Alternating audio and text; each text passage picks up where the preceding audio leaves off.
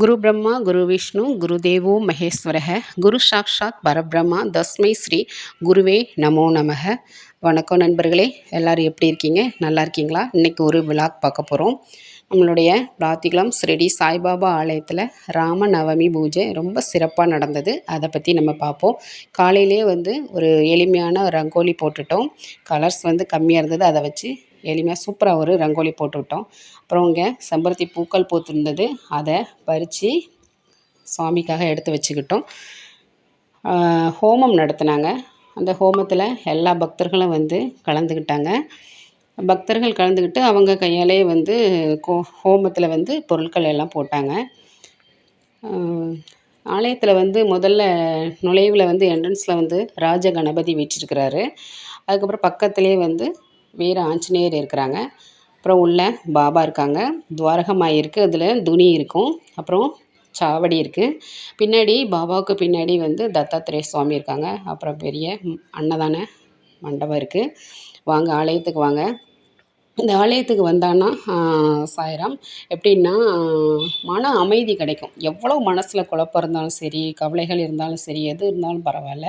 எனக்கு நான் ஆலயத்துக்கு பாபாவுடைய முகத்தை பார்த்தா என்னுடைய கவலைகள் எல்லாமே ஓடிடும். ஒரு புத்துணர்ச்சி கிடைக்கும். 4 நாள் ஒரு வாரம் வராமல் இருந்தாலும் எனக்கு ஏதோ மாதிரி இருக்கும். ஆனால் பாபாவை பார்த்துட்டு போனான்னா எனக்கு நிறைய ஒரு புத்துணர்ச்சி கிடைக்கும். அது என்ன தெரியாது. ஆனால் நான் பாபாட்ட வருவேன். அவருடைய வேண்டுதல்னு ஒன்றும் இருக்காது சாய்ராம். வேண்டுதல் எனக்குன்னு ஒரு வேண்டுதல்லாம் வைக்கிறது கிடையாது. ஆனால் அவர் முகத்தை பார்க்கணும். பார்த்துட்டானா அவ்வளோ ஒரு புத்துணர்ச்சி கிடைக்கும், அமைதி கிடைக்கும். மன அமைதி, ரொம்ப அமைதி கிடைக்கும். பாருங்கள், இங்கே ஆலயத்துக்கு வாங்க. பாருங்கள், இடமும் ரொம்ப ரம்யமாக ரொம்ப அமைதியாக இருக்கும். ஆமாம், வாங்க.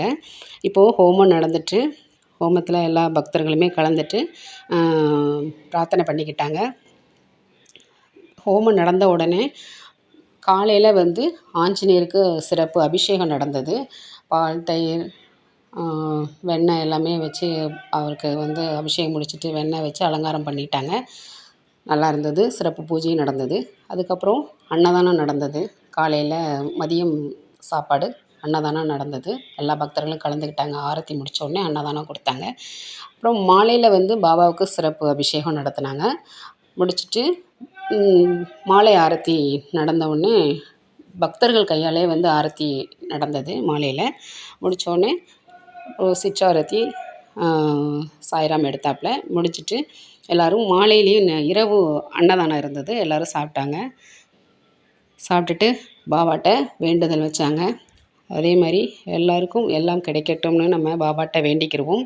நம்ம சேனலை சப்ஸ்கிரைப் பண்ணுங்கள், லைக் பண்ணுங்கள், கமெண்ட் பண்ணுங்கள். பாய் சாய்ராம்.